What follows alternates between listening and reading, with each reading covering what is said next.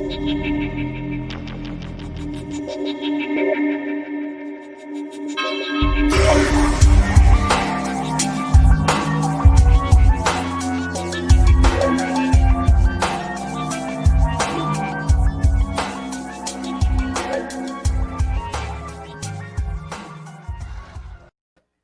up, everybody? Welcome back to the Basic Monsters podcast. That was not the way we wanted to end the game. That was definitely not it. Nail biter to finish. Pass interference at the 1 or in the end zone or whatever it was. Offensive pass interference on Golden Tate. That sealed the deal. Bears escape once again. 17-13. I like the Bears in the first half. I did not like the second half. I felt like the offense was too slow once again. It looks like they went ahead and just flip-flopped what they did last week. You know what I'm saying? Luke, you said it best. Yeah. They looked like they wanted to start early and then go ahead and let's just coast and fizzle out. Where was the no huddle? Where was the quick go that we saw in the first half? It was frustrating to say the least. I just feel like once again, it didn't cater to Mitch Trubisky. You saw mistakes. You saw, Josh, you call the best, force passes. Yeah, man, in that last quarter for sure when they needed the Bears, when the Bears needed to drive down the field and complete passes, you saw this guy, instead of running the ball, he's forcing it into triple coverage again. And, it's just the same old Mitch Trubisky that you see, that you've been seeing for the last 4 years now. It's, he can't crack 200 yards passing, He looks good in the first, half, and then can't seal the deal against a mediocre Giants team. So, yeah, I wasn't too happy with the performance from Trubisky today. Don't you think, though, and we were having a heated discussion, when it was happening, that interception, the second one, the first one, forced, 100%. It got tipped. It was a tip drill, but you can't keep going, you can't keep forcing it. Yeah. The second one, though, I felt, you felt, Josh felt, it was on A-Rob because, bro, you got two hands on the ball. The guy's back is to you. Yeah, you can't. He went and picked on the right guy. He threw it to his best receiver. I don't understand how, that's his fault because, A-Rob had two hands on it. Regardless of where the ball was, the guy was beat, his back was to him, and A-Rob had two hands on it. Yeah, he got you on the way down. The fact that the guy came up with it on the way down, that's a hell of a play. Hell of a play, but I'll tell you this. Mitch was forcing it. Bobby Massey, receiver of the game. Bobby Massey with a huge clutch reception. Yeah. It won't be highlighted on the score charts. But Bobby Massey is my receiver of the game. Mitch, once again, granted it was fourth down. Forced it to one guy in between a linebacker and maybe it was two linebackers. It could have been a nickel corner or something. Tipped up, and Bobby Massey just right guy, right spot. And just came up with a big play. Just secured the ball, fell forward for a first down. And honestly, I think that play was the one that won it. Yeah. Yeah, it kept the drive going for a little bit for them, you can't have your offensive lineman making those kind of catches. That's not the guy. That's not the guy. That's not how you want catching the ball. You want Mitch to make better decisions on those crucial plays, man. And he's just not doing it for me. Armando Lara Jr. Again, we win where the other team didn't execute to win. Not the Bears winning it. Not the Bears winning it, but the other team not executing. I can't disagree with that. And it's 100% true. They just didn't execute at the end. I thought though that there was a couple plays earlier in the fourth quarter, early in the third quarter, the Bears missed out. But there was a couple plays that I thought the referees just absolutely blew, absolutely just pissed the bed on it. Mm-hmm. Josh, the one in particular would have changed it, would have sealed the game in my opinion. Eddie Jackson's interception. Oh, absolutely. Eddie Jackson has the right to go for the ball. What is he supposed to do? Wait for him to catch the ball, then make a play? He has the right to go for the ball, and that's all he did. I just don't get that call at all. I don't understand it either. It was tipped. The ball was tipped. From the naked eye, it looked boom, boom. So unless that referee was just watching Eddie Jackson the entire time or watching that receiver sit the entire time and, had a perfect view. I didn't see it. I didn't see it. Eddie Jackson comes up with a great play, tips it up to himself, ball tips up to himself, secures the ball and goes in for 6. The game's over, and then you get a flag. But that's not my biggest pet peeve. Why didn't you go from there? Once you stop them after that, right? Once you stop them after that, you get the ball back. Why didn't you go quick? Why didn't you go quick again? When you go quick with this Bears offense, you score 17 points in the first half. Yeah. Anybody? It looked like that. It looked like that to me.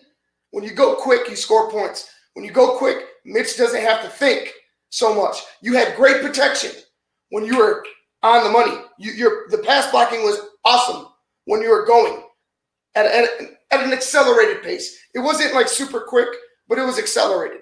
So I just don't understand Matt Nagy's play calling. Why would you bring it down and play down to your competition in the second half? It was killing me. I thought that Evan Ingram got utilized again in the second half. I thought they finally went to him. No, and that's, we talked about earlier at halftime or whatever it was. And I'm going to say it, and nobody else is going to. I think the Giants are better without Saquon Barkley. They move the ball more. You saw them because you don't become one-dimensional. You don't – now hold on. So without Saquon Barkley, now you don't know where they're going to go. It could be Dion Lewis. It could be Slayton. It could be Shepard. It could be Ingram. And I think with a enigma, I guess if you want to call him, of Saquon Barkley, a lot of the time people know what you're going to do.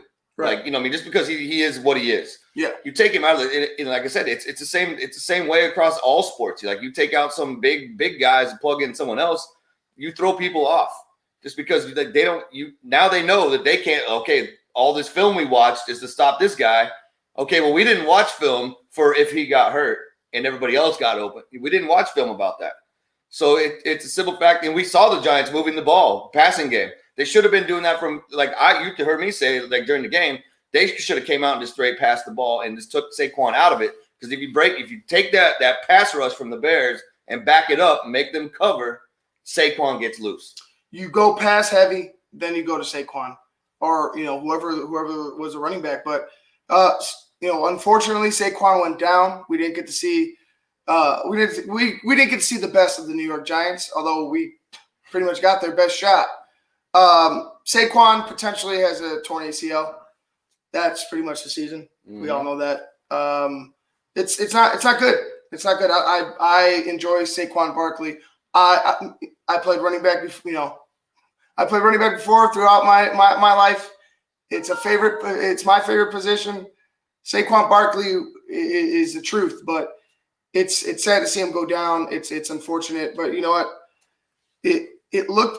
Like you said, Luke, the Giants looked a little better. They look quicker. Without him. They look quicker. Well, they utilize the passing. And I'll tell you the other thing to give Giants credit too. And I think this is also another thing that happens when Saquon's not back there. It seemed to be that line was providing a little more pass coverage. You know what I mean? Like when Saquon's back there, it seems like everybody's coming in. There's people getting through the gap, people coming around the edge. But once he was gone, it seemed like the Bears were not getting through it, and they gave Daniel Jones time to get some balls. He got Ingram involved. He got Shepard. He got Slayton. He started touching people. Dion Lewis out of the backfield. So obviously that's speaking to what I just said is, you obviously saw the pass rush was not there. It wasn't like it was early or like it was last week with the Steelers. Like they weren't just bombing in there because they have to, at that point, you have to respect Daniel Jones in the passing game. Because you have nobody to offset that. But late, it did start getting there. It was a factor late, just because it made Mitch have to think again. It made him, okay, I'm in the pocket. Oh, pocket's collapsing. Now I got to move. Sometimes he'd roll out and sit, like he'd roll out and stop and still look downfield, which is good. That's what you want your quarterback to do that. But knowing what did we talk about? What did Brandon say earlier? We want to see Mitch Vick. Right. Where's Mitchell Vick? Get on your horse and take off. He did it a couple times, but not enough in my opinion. The Bears defense, what the hell? What the hell? They showed up in the first half, got a sack and an interception, but Yeah, they didn't really do much the entire second half. You know, it looked like they were just playing. And let's just be honest. Consent. Let's just be honest. If Golden Tate doesn't get called for that pass interference, that pass is completed, we're talking about a completely different ballgame. We're talking about a totally different ballgame. Yeah. But like I said, on the flip side, if Allen Robinson comes down with that ball, we're talking about a totally different ballgame. If that BS pass interference 100%. is not called, we're talking about a totally different ballgame. So it's like I said, you use the word enigma for Saquon, or I think that should be used as. It should be used as thank you, Matt Nagy's offense. I couldn't get it out of my. I couldn't get it. Thank you, bro. I couldn't get it out of my mouth. It should be used for Matt Nagy's offense. Mm-hmm. How do you come out? Yeah, it's I'm not firing on all cylinders. They were. Let's be real. They were firing on all cylinders. And let's just be real. The running game looks good. The running game looks minus good. the DDT. Minus the DDT. It looks good. But how are you not? How do you slow that down in the second half? You were going for it. I want to go fast. Ricky Bobby, I want to go fast.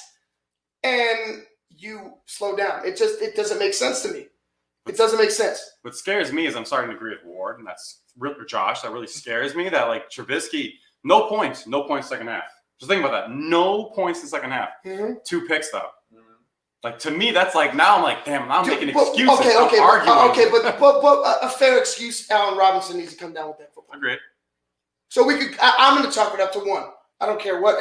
1. Allen Robinson needs to come down with that football. I also don't remember. Like, I mean, maybe it did happen. You know, and we've got the pizza and all that good stuff, so maybe it did happen. But I don't remember seeing it called over and over. And I'm not saying you want to do the same thing over and become one-dimensional, but I didn't hear a lot of Anthony Miller or Mooney's names called in the second half. Anthony Miller dropped like 2 big grabs though. I'm sorry, like Anthony that was Miller early though. There was one's really important early. Right. Then he dropped the one in the second half though that hit his hand. I agree. Mooney caught a pass and then they didn't. Where did Darnell Mooney go? Where did he go in the second half? Why? I don't understand this. With Matt Nagy with these young receivers, you got Riley. Okay, regardless of availability, you had Riley Ridley and Javon Williams last year. Javon Williams he's starting to make a name. Riley Ridley's out, but you weren't using him last year. Darnell Mooney, you're using early, but you're not going too late. What the hell is going on? Yeah. Use your guys. And he's producing. Use your athletes. Use your athletes, Matt Nagy. Why aren't you utilizing your guys? If Darnell Mooney is beating his man, spanking him, why do you go away from that? Why are you not calling plays that maybe we attack Darnell Mooney? Maybe or not Darnell Mooney. Maybe we attack the guy that's on Darnell. Maybe we isolate that and just pick on it and see where it goes. It just seems like he's everywhere with this play calling because he wants to throw everything out there. It seems he's so sporadic, it's pissing me off. Stick with something. If you see a guy that's getting beat him. Right. It doesn't make sense. Make him work. Make him work. Bucks win. Bucks win, buddy. Talk about it, Luke. Talk about it. Hey, we look good. I mean, hey, if you're gonna stick with the Bears, you're gonna listen to Luke talk about the Bucks, all right? No, I mean, like, you know, hey, I'm not woohooing, jumping up and down. You know, it's kind of what everybody expected the first week. You know, we got, you know, the good thing is everybody was contributing. Rojo, touchdown. Fournette, touchdown. Brady to Evans, touchdown. You know, those are the things. The only other thing I can really say that you need to see get involved is like Gronkowski needs to become involved. I mean, you know, it's did we get 2 players to have 1 player produce and the other one just to be a decoy? Right. You know, at some point, you know, and I have a feeling like it's all a learning process. You know, just going through the motions. And at some point, those guys are going to get on the same page. It's inevitable. I mean, they know each other way too well to not be playing tandem together. McCaffrey got hurt late. And like I said, Bridgewater is the Carolinas. The thing that scares me though is how good the Atlanta Falcons are playing right now. That's kind of scary. That adds another Falcons element. Are legit. So you know, and then, like I said, this is our second. Thank God, this is our second division game. We win one division game. Thank God. Mm-hmm. But the Falcons didn't the Falcons win last week? Okay. I don't remember if they did Josh? or not. No, they had to. Give me a second. Because I remember Ridley and Julio were both over 100 yards. So that's why I'm thinking that maybe Atlanta won. But like if that's the case, then Atlanta's sitting at the top, 2-0. And we'll see what the Saints are going to do against Las Vegas today. Mm-hmm. But with no Michael Thomas, right? We'll huge. see. That's huge. huge. That's massive. If anybody thinks that Michael Thomas being subtracted from that offense is not the difference, it could be the difference. Yeah, very well. Atlanta lost last week. So 1-1. But Matt Ryan They're still threatening. Well, still got there's 2 minutes left. They're down 9. I mean, they're going to lose, but Atlanta? No, you're talking about the Atlanta Falcons. Yeah, 39-30. they're up 9. Yeah. Not down 9. Oh, sorry, I'm thinking about Dallas. Excuse me. Where are the Cowboys? Fahrenheit, not Celsius. Yeah, exactly. But you know what? In offer, like I feel like It could be tough. I feel like with the Bucks, it's going to just come down to them and the Saints. It's going to come down to them and the Saints. Unless Matt Ryan. whether Drew Brees is the same guy or not, because let's see him in a dogfight.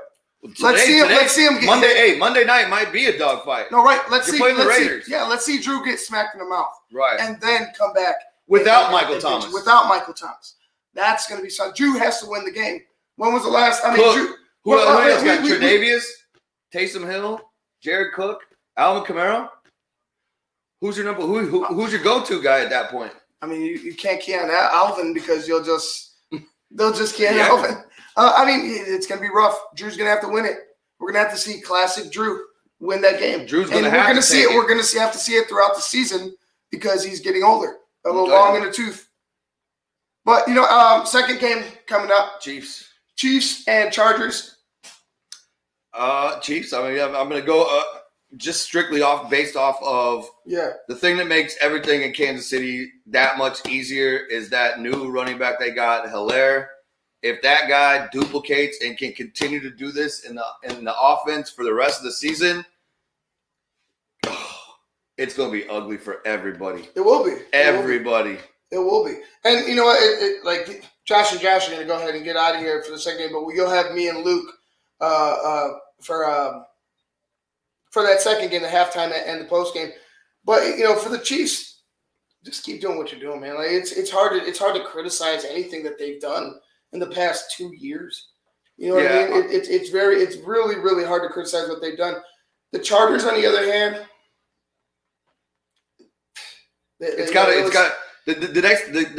the Chargers against the Chiefs. The Chargers are going to have to. They are going to have to. Ingram and Bosa are both going to have to show up. They are going to have to show up. Yeah, you got to get pressure on Patrick Mahomes. On the flip side of that, I don't know if Houston's offensive line is just that big of trash, but if Kansas City gets back behind the Chargers line like they were against Houston, Tyrod Taylor, don't forget, is the quarterback. And how is he going to deal with that kind of pressure? They like Tyrod. Oh, yeah. I mean, how can you not? Like it's either him or Justin Herbert. I would like to see Justin Herbert too. I'm not going to lie. I would like to see your number one draft. But you don't want a David Carr, the guy. But okay, but I don't think the Chargers are the Texans. No, I don't think the Chargers are the Texans at all. I think if you run into trouble with Tyrod, Justin Herbert would be.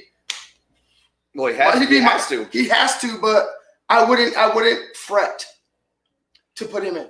Yeah, I mean, because obviously, if let's just look at it like this: if Justin Herbert was good enough to take the reins right now, he'd be taking the reins. He's not Joe Burrow. That's not true. Some teams do not want their rookie quarterback taking the reins if they have a vet. They want that rookie to watch that vet and to be a professional and to learn how to be a professional.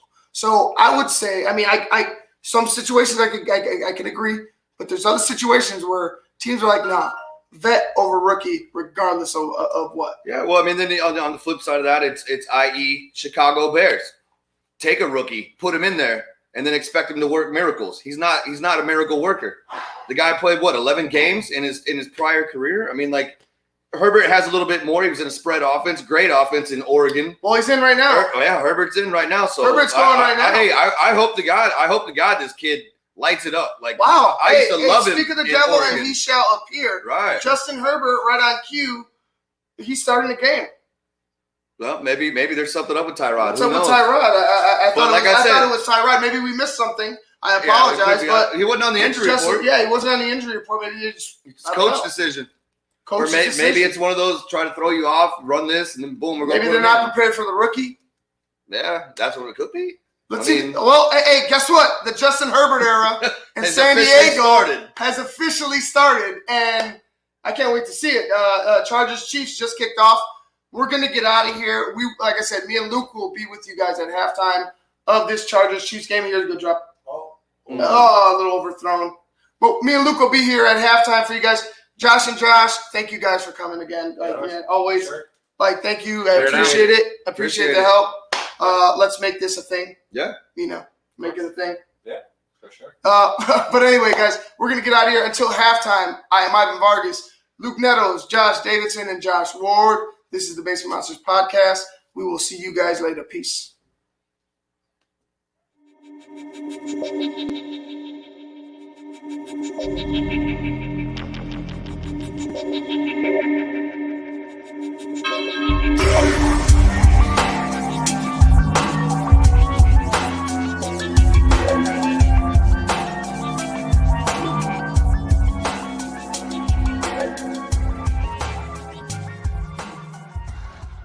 I just heard my favorite band is in town. I'd love to get good seats, but everywhere I've looked, the ticket sites have crazy service fees. Haven't you heard of TixSplits? Who? TixSplits. They don't gouge you with crazy fees. The price they advertise is the price you pay, plus a small delivery fee. Never pay service fees again. Go to TIXBLITZ.com today. TixSplits.com. Guaranteed seats, low prices. That's TixSplits.com. Every ticket, every venue, everywhere.